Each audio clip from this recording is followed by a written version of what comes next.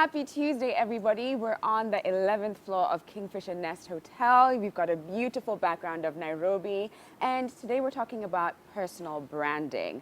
My guest today is a communications and image consultant. He's widely known around the country and East Africa, I would say. And if ever there was someone we needed to ask about presentation, about networking, about interviewing, and all the tips we need to get, it's him. Welcome to the show, Derek Bbanga. Thank you, Sharon. I'm delighted to be here. Oh, it's such an honor. Every time I meet you, I can't help but just be stunned by your presence. You've got such an aura that is strong yet gentle, and you're always so put together. Those are the most flattering words anybody has told me in a long time. So and I mean it, and I mean it. Do you ever feel the pressure when you're meeting someone for the first time? Sometimes people react certain ways when they are around me because of obviously what I do for a living. I wouldn't call it pressure. And I'm sure as we dive into the conversation, we're going to talk about being authentic so that really you don't have to pretend or put on an act. Right. It really becomes part and parcel of your persona. So let's talk about networking. I think that sometimes the word can have a negative connotation to it because it can be seen as it's not really networking, it's more like leeching. You're just there to get what you want and climb the ladder. But would you say that it is an important thing to understand and to master? Yeah, in fact, you're spot on. Networking sometimes does have some of those negative connotations, but really it's relationship building. And unless you live in a bunker 30 feet under the ground waiting for the end of the world to come, you are going to have to interact with a human being at some point in your life.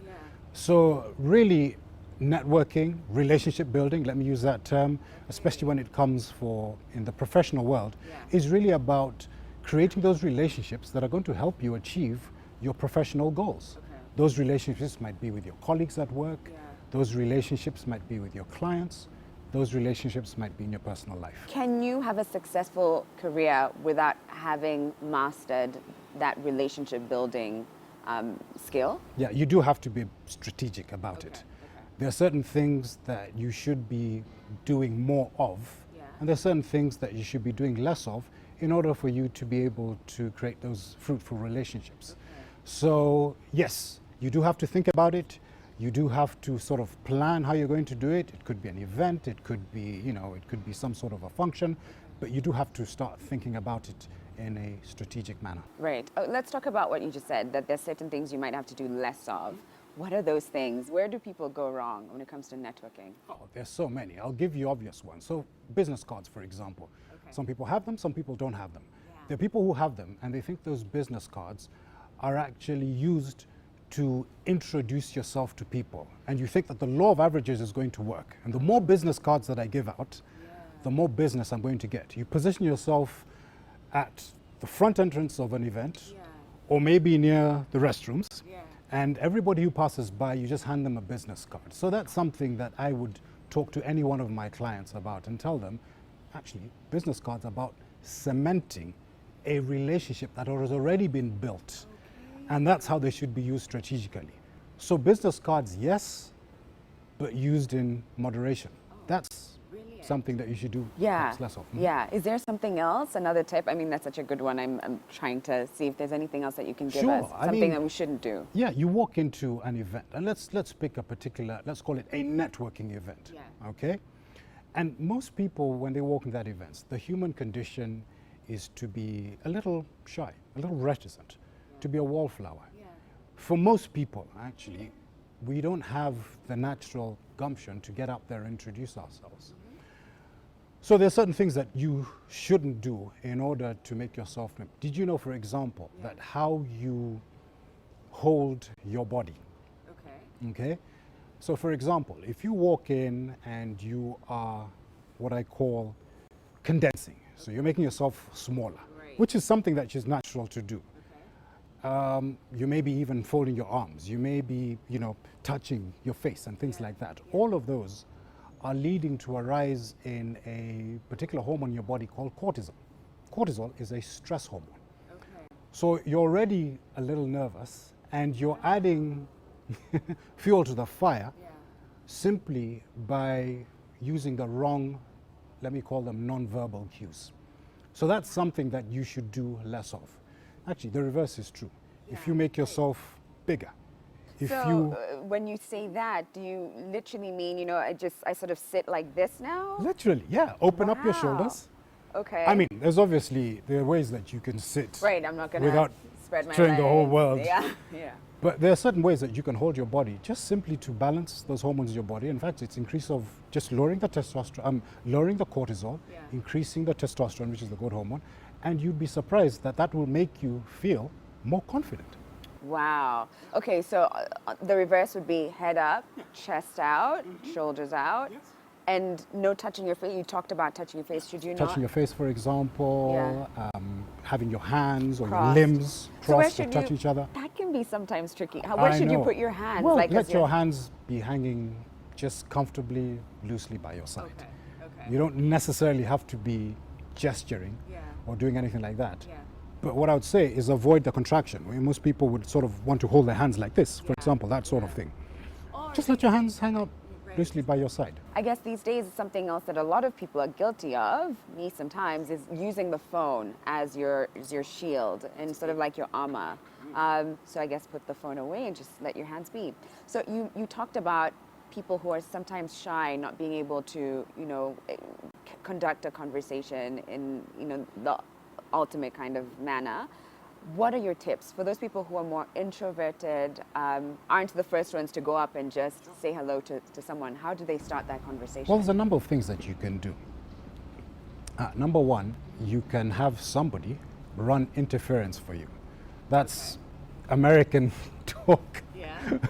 Running interference is a term that's used in American football. So really, you have this person whose job it is to go and literally introduce people to you or bring them to you. So in that case, you would then be going to these events or places with someone who is more outspoken, outgoing, extroverted. That's one thing that you can do. We talked a little bit earlier about body language. Simplest way to make yourself appear inviting, appealing, approachable. Yeah. Smiling, for example. We walk to those events and we're very serious. Smile. Have a smile on your face. A lot of people overthink this. I can honestly tell you, even for those people who are introverts, if you are your sort of, I'll call it your natural self, you walk in, you smile, and perhaps have a goal and say, my goal is to meet, let's say, 2 new people or 3 new people.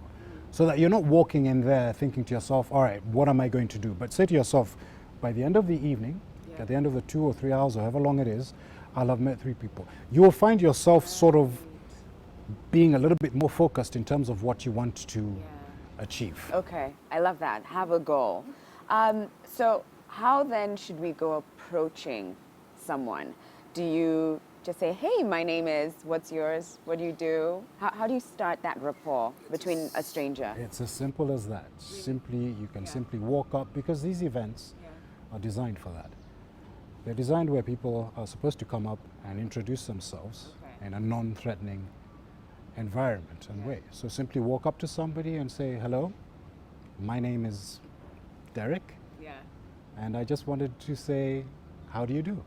And you can also have questions, and again, that's part of the preparation. So for example, have a list of questions, not on a piece of paper that you're reading from, but sort of memorized. Yeah, imagine me if I was like, Yeah. hi, I'm Sharon. Right. Your name, okay, so what do you do, Derek? Would be a little awkward at an event, yeah. So some simple questions like, you know, who do you know at this event? What is your connection to the people who have organized this? You know that question that people ask, what do you do for a living? I find that a little bit trite. Everybody asks that. So what do you do? What do you do? Maybe you can ask that question, reframe it in a different way. Yeah. You might, for example, say, what do you enjoy the most about what you do? So you can use that question, but ask it in a different way. And those open-ended questions sort of disarm people, and people are more likely to start talking. And once people start talking to you, I mean, unless you are really, really bad at conversation and socializing, you'll find you're able to give answers and give your own opinion. So really, it's that opening line. It's that first impression. Okay. Once you've overcome that particular hurdle, really the rest shouldn't be that difficult. Okay, and I guess the more you do it, the easier it gets. So, are there rules when it comes to walking up to someone and trying to network? Is there a hierarchy, for instance? If I walk into an event, can I just go straight to the CEO and just be like, I'm going to shake your hand and introduce myself and start a conversation? Or do you need to find, you know, the marketing manager, then to go to director of, I don't know, sales? Is there a hierarchy? Yeah, now you see, I would do that. I would go directly to the CEO, Well, introduce you are myself. Derek Bbanga. You are decision Derek maker. Bbanga. No, and again, I think this is where you do a little bit of research. Use your best judgment. Obviously, if the CEO is surrounded by a group of people, it might be a little bit awkward for you to sort of try and wiggle your way to introduce yourself. But I can guarantee you that the CEO is also there to meet certain people. You have no idea whom you're going to meet that is going to change your life, professionally or otherwise. Okay. So yes, it might be a little intimidating to talk to somebody who's higher up in terms of their job position, but use your best judgment. If the CEO is standing by himself or standing by herself, simply go up there and introduce yourself, and you know, maybe you can start with a nice pleasantry, a compliment. You know, I really admire the way that you run this particular company. Anything like that is fine. Wait, when you said compliment, it made me wonder, is it ever appropriate to compliment someone on their body, on their looks? Well, now, again, I should have perhaps put a caveat there. In the age we're living in, some people call it being a little bit too PC, but other people say, you know, you've got to be aware these days. Anything could be misconstrued. But I think a genuine compliment given to somebody hopefully is not going to be misconstrued. Now, if you're going to compliment them on some physical aspect of their being, you have got to be very careful that that compliment is not taken the wrong way.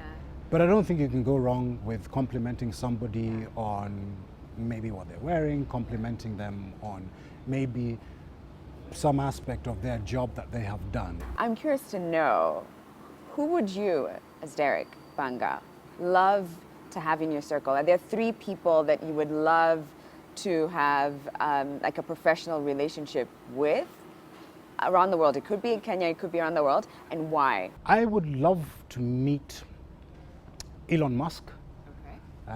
Simply because I think he's a visionary. I think he is, you know, somebody who has pushed the boundaries of what man can achieve in terms of looking at bringing new products and services.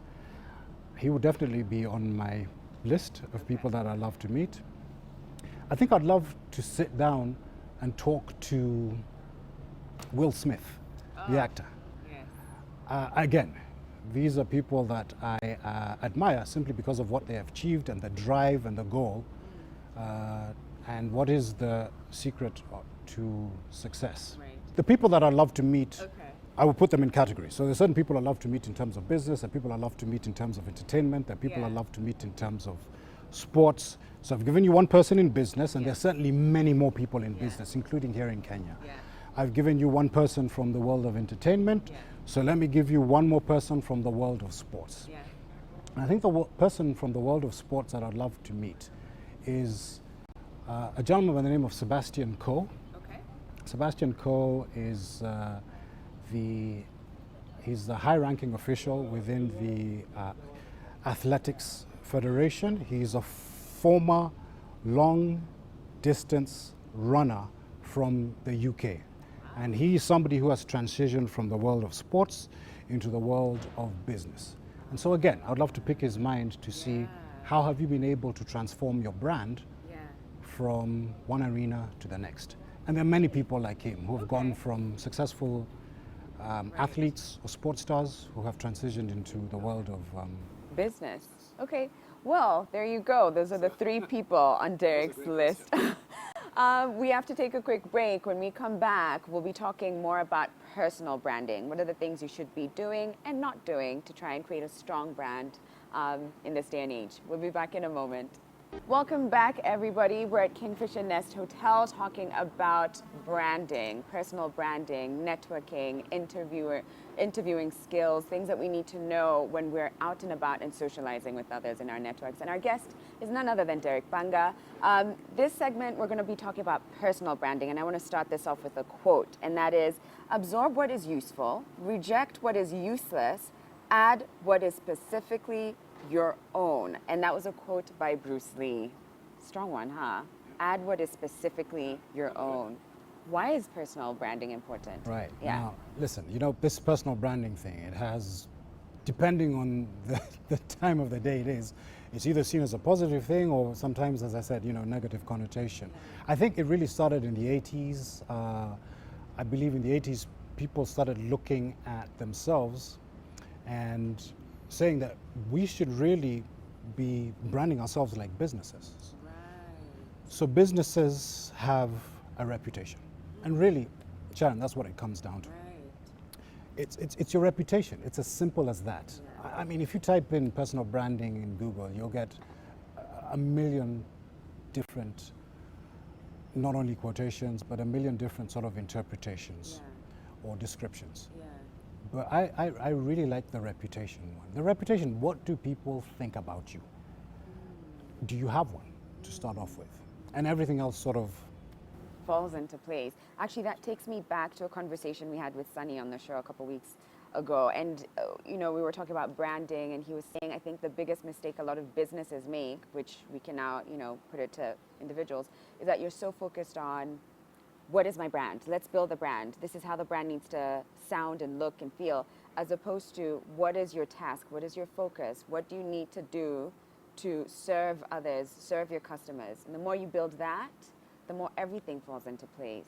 And it just, for some reason, it resonated with me when you said it's about reputation. Yeah. There's certainly similarities between how a business is run and certain aspects of business, and how your brand should evolve, your business brand should evolve, and how your personal brand should evolve, and how it's seen in different circumstances or environments. Derek, what are some of the ways in which we're communicating our brand when we're out and about, whether it's intentional or unintentional? Yeah, and you're right. It's either intentional or it's unintentional. We communicate our brand in all sorts of ways. We communicate our brand in how people see us, how we are dressed, for example. Okay. We communicate our brand when we open our mouth to speak, and the words that come out of our mouth. How is our voice, our tone, our inflection, all of that. We communicate our brand these days increasingly on social media, what we put out there on all those platforms. So you are constantly telling people something about yourself and communicating something about your brand, literally from the moment you step outside of your house into the real world. Again, piggybacking on a conversation that we had in an earlier segment, it's really about being more strategic depending on where you are. Okay. If you're at a networking event, what do you want to communicate about your brand? How do you want to come across? Charismatic, confident. What would that first impression be, for example, the minute you walk in the room? Shy, retiring, or confident, sort of outgoing, that sort of thing. I think where people sort of miss the boat is that they're not aware that there are certain things that you can do to communicate certain aspects about you. And this is not so much about personality. Okay. This is really about letting people know this is the best side of me. Okay, okay, and being intentional about that. So you touched on social media. Woo, and boy, oh boy, I mean, I've seen people. Want us to go down this hole? Yeah. Right, let's do it. I think we ought to. And it's been interesting because you've seen people who, are successful businessmen, successful talk show hosts, sportsmen and women, and they go online and they say one thing and suddenly they're dropped by brands, their shows are canceled. How should we conduct ourselves online so that, whether we're online, which sometimes feels like a safe space, like it's your little hole, but everyone's watching. So how do we conduct ourselves online so that it mirrors who we are offline as well? Your brand is online as much as it is offline. And again, talking about being strategic, being intentional. What do you want to show the world? I think for me, I am a huge advocate of using social media to advocate your, I'm going to use the word professional side. Now, professional doesn't mean you have to necessarily be in the world of business. You could be an athlete, you could be an entertainer. But you want to sort of showcase those aspects of your brand and to use whatever platform you're choosing to use to be able to let people know that this is what I stand for. If you were to engage me one-on-one, this is how that conversation would be. Right. At the same time, I would not advocate using social media as a platform to vent. Okay. And again, it's being a little bit strategic. We can have a personal conversation one-on-one where nobody's listening, and I can give you my personal views on politics or any sort of topical issue. I would not, and that's me personally, and this is something maybe I would even advise my clients, I would not use social media as a platform to vent some of your own personal viewpoints. Again, in a way that perhaps would be different if I was having that one-on-one conversation. I'm not saying there's anything wrong having an opinion, but I want to make sure that if I'm voicing that opinion, that it is not going to come back to bite me or haunt me. And again, it's about my target market and the reputation that I want to have. Yeah, because maybe for some people, their whole brand is around having these conversations, as difficult as they may be, to sort of ask these questions, share their thoughts, and sort of get people to live outside their comfort zone. And that's what their brand is. It's about having these sort of, I don't know what the right word for that, like more sensitive conversations. I completely and to bring them understand. The online. people whose job it is to be on social media and to be able to be provocative, you know? Yeah. But I'm talking about the keyboard warriors. I'm not necessarily talking about somebody who does that for a living. I'm talking about the keyboard warriors you hide behind and then you sort of... So, and I think because of how social media is taken these days, there has to be a little bit of a balance. So again, it's all about your reputation, and because people are going to have an opinion of you one way or another. And I would like people to have an opinion of me based on what I want, not an opinion based on what they think. I want to be able to shape that opinion. And therefore, whatever I put online, I want to lead people in that direction. Do you see what I'm saying? And that direction might be, listen, I am the only option when it comes to a person who's going to discuss matters on personal branding. Therefore, a lot of my content is going to be driven through that. My conversations, even those difficult conversations, are going to be based on the fact that that is sort of my area of expertise, and these are the feelings that I have, but not that, okay, Derek has an opinion on politics, which of course I do. Of course I have an opinion on politics. Of course I have an opinion on topical issues. But I don't want that to be my reputation online. That might be my reputation perhaps with my closest friends, with my family, who know my stance. And my stance could be as crazy as anything. Now, let me ask you about, authenticity. There's people who their true authentic self is someone who doesn't really appeal to the world as presentable. And I say that in quotes because I don't even think there's any such thing as, being presentable in one specific way. So whether it's maybe they love piercings, they love tattoos, they love to wear their hair like this, they love to dress like that, they love to drive this car. How do you strike a balance between being your authentic self and also this world that sort of needs you to be a certain way at certain times? Is it important to strike a balance? As you can imagine, that's a question that a lot of people struggle with, being authentic. And being authentic doesn't mean you can't have tattoos or you can't have multiple piercings. Remember, it's about what do you want your reputation to be to your target market. Now, listen, if your target market is open to you expressing yourself in terms of how you dress in a particular way, then there's nobody who's going to tell you that you have to dress a different way. To me, authenticity is about being it's going to sound a little bit trite when I say this and a bit of a cliche, but it's being about the best version of yourself. That to me is authenticity. It's about not just being real, because you can be real, but that realness can be perhaps not the better version of yourself. Okay. The better version of myself for me, for example, would be being grammatically correct when I'm writing things down. That might not appeal to a certain demographic. But you know within yourself, what is the best version of yourself that you want to show to the world? The best version of myself is dressing this way. Yeah. And this to me is my authentic self. Right. And by the way, I live this brand. It's not that I'm this way today On Living with Ed and then I'm outside. this way another way. I So, hear and you. again, that all ties into that particular thing called a reputation. And I hear, I think the biggest thing that's come out from what you said is that you need to be your truest, your realest self. And the more you do that, the more you honor that. Yeah, Then, I absolutely agree. Be your truest and being your realest self, but also be aware yeah.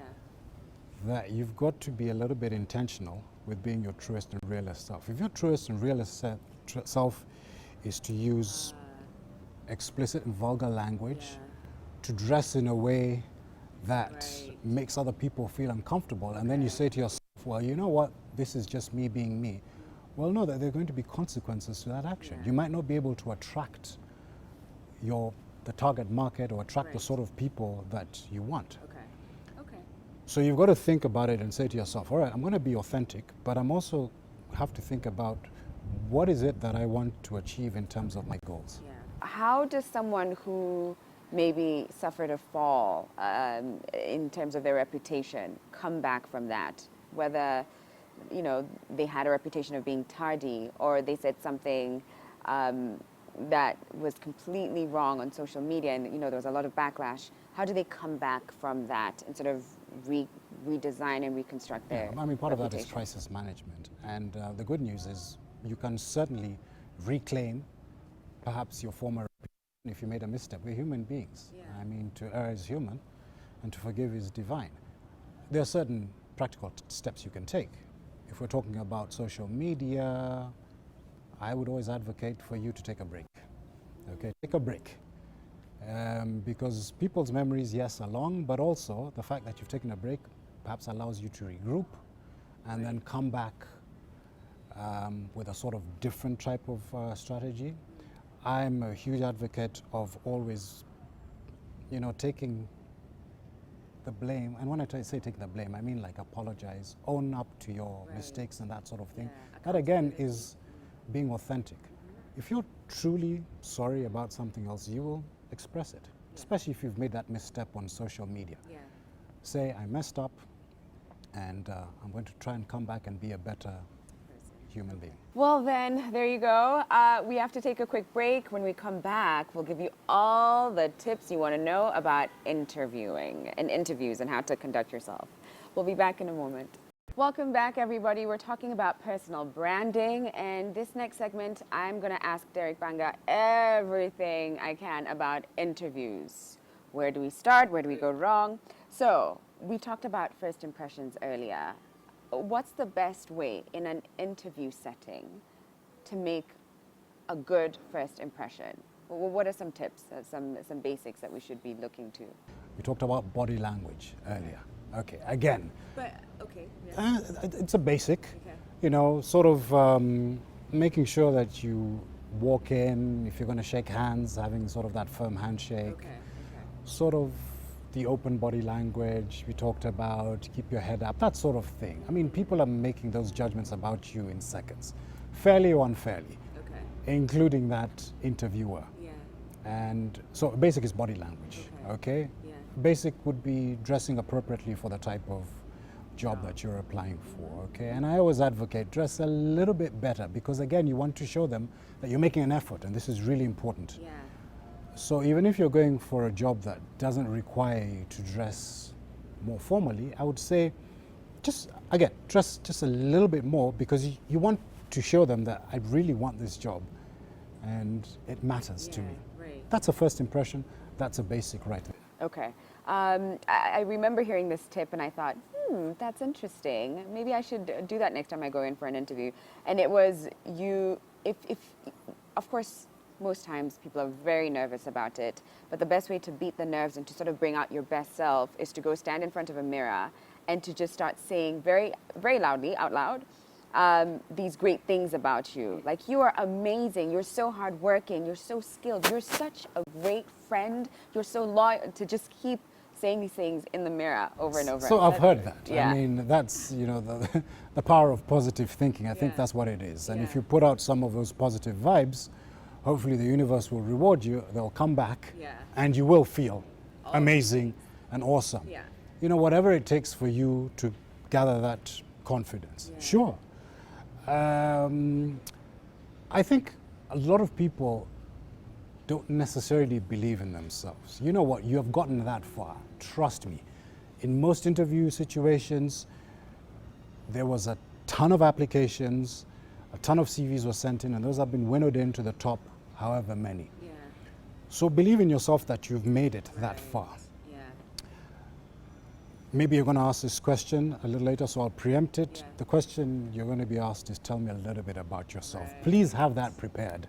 And tell me about your, yes, go ahead. Yes, actually, yes. So what are some of the things you shouldn't be talking about? How comfortable can you get when you're talking about yourself? So never go into an interview not knowing what you're going to say, because you're going to be asked that question. Yeah. That is the question. So tell me about yourself. Now, tell me about yourself is not for you to regurgitate what's on your CV. Okay, we already have that. That's a good point. What we want to hear is other things that make you the only option of being hired. You can come up with a story of how you helped the last company you worked with save a ton of money through some new way of doing business that you came up with. Something that is going to show the best side of you, ideally in the form of a story. Trust me, that is how you answer that particular question. It's not even about what I did in my childhood, it's not about what I did in, it is some story that showed some positive thing that you did in the recent past. That's how you answer that particular question. That is gold. Yeah. That is gold. Thank That's you. what I That's an want. amazing tip. That's an amazing tip. So, how important is it to bring out your personality in an interview? Oh yeah, I mean, people want to know the kind of person that you're dealing with. And we talked about being authentic, so hopefully your personality is going to come through. I think it's really important. But again, don't really overthink that in terms of, all right, this is my personality, this is who I am. I mean, if you're the sort of person who's a little bit of an introvert, that will come out. But that shouldn't stop you from being able to talk and express yourself. What are some of the mistakes people make when it comes to their CVs? So I see CVs that are way too long. A CV, ideally, shouldn't be longer than a single page. Unless you are a professor who has been working for the last 30 years. Everything can be condensed into one page. The CV is your highlights. It is not everything that you've done. Now listen, obviously there are exceptions to this particular rule. But I can tell you for a fact, one of the biggest mistakes is CVs that are too long. Earlier we were talking about some of the things that we should anticipate being asked, which the one question is like, so tell me about yourself. What should you have as maybe your top 2, top 3 questions that you should be looking to ask the employer? Because I think part of this is looking that you is coming out as prepared. So what are some of the things that we should be trying to get out of the you're right, interviewer? part of that preparation, you should never, if you're asked any questions for me and say, no, I don't have any.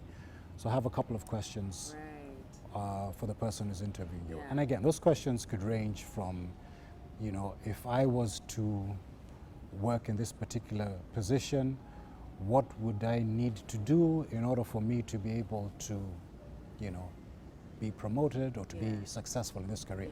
You want to ask questions that are going to be geared towards, if I get this position, what do I need to do in order to be successful?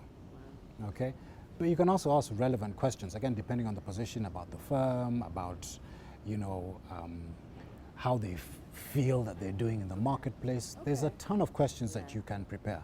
And I like what you said, have at least 2 or 3 questions, depending on the time, that you can ask the interviewer. What about money? It can be a sensitive topic and it's never clear how to approach it. Should you wait for that conversation to start, or should you straight, from the onset, just, towards the end, if you see like this conversation isn't coming up, I'm just going to ask it, should you just jump in? So again, this is something that maybe might surprise a few people. I'm not going to advocate you bring up the question of remuneration or salary during an interview. The best thing for you to do is for you to, blow the interviewer away with how brilliant you are. They gave you a call the next day and said, we want you. And then that is when you start negotiating, because you're already in a position of some sort of power. You already have been offered the job. This is when now you can have a conversation about negotiating whatever salary you think is best for you. I wouldn't get into that conversation in an interview. However, if they bring it up, you can give them a range. That usually is the safest thing for you to do. Let's talk about that negotiating, because I think it's an art, really. And you know, when you're talking about your salary, you need to know how to come prepared for this tug of war almost. What are some tips? Negotiations are always going to be, especially in this type of a situation, where sort of the balance of power is going to be on the employer. However, there are certain things that you can do to kind of tilt that balance and make it on par. Again, if you sort of show them that this is what you can bring to the company, this is, if it's a sales role, how much money perhaps you anticipate being able to make for them and things like that, you can put yourself in a fairly strong position to negotiate a bigger salary.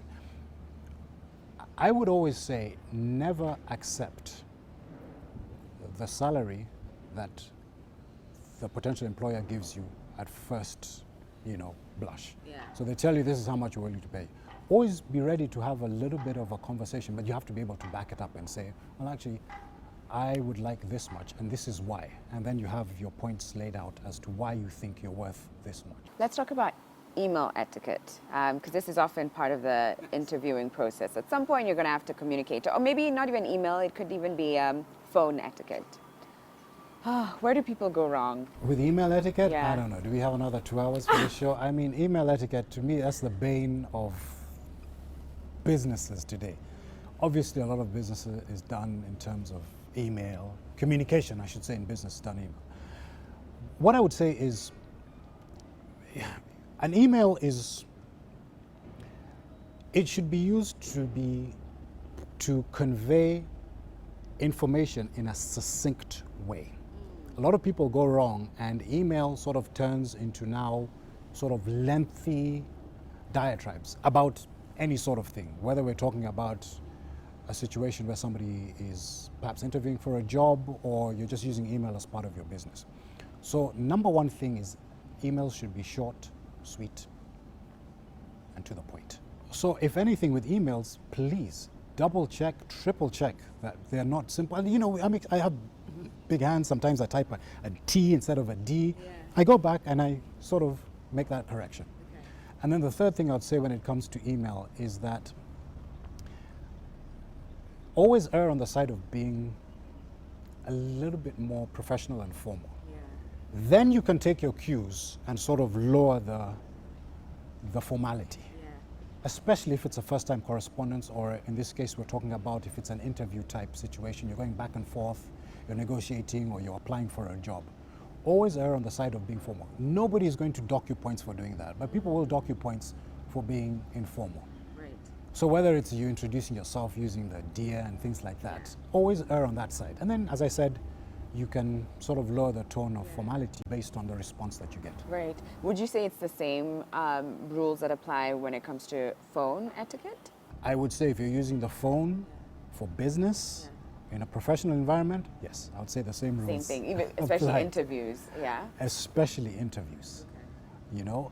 people are looking for excuses to remove you from the list of contenders. So don't give them an excuse. You know, they will look and say, all right, this person is using emojis. Now, we use emojis all the time, right? Oh my goodness. But in an interviewing type of situation, you're applying for a position, that is something that I would honestly say you are actually making it harder for you to get your foot in the door. I didn't even cross my mind that someone would think of putting emojis in there, but I guess that is part of it. Or using WhatsApp. I think there's even spaces that you just shouldn't communicate, you know, like sliding into someone's Twitter DMs or something to sort of ask about that interview, or WhatsApp. I just think leave it certain professional spaces. I think you have to be a little bit more intentional and strategic. And when it comes to, if you're looking for a position, always shoot for the stars. Right. Don't go and use informal language, informal means of communication, the lowest common denominator, because no matter how brilliant you are, somebody might write you off simply based on that. Wise Words by Derek Bbanga. Thank you so much. Thank you for coming out here, enjoying a cup of tea and sharing your thoughts when it comes to networking and interviewing and all the skills we need to adopt to build up personal brands. Hope you guys enjoyed the show. I now want to leave you with our Travel Tuesday for the day. So today we travel all the way to Egypt, a country that has the longest bridge in Africa with a length of 12.5 kilometers. It began being built between 1969 all the way to 1996 and is named the 6th of October Bridge. That's such a cool fact. You don't really hear that often. We hear about, you know, the pyramids, not so much about the bridge. So hey, there you go. Next time you're visiting Egypt, make sure you drive on that bridge. Thanks for watching, and thank you once again to Kingfisher Nest Hotel for hosting us. It's actually really, really amazing. So you want to come up here. Beautiful views of the city. You're going to love it. Thanks for watching, everybody, and we'll see you tomorrow, 8 a.m.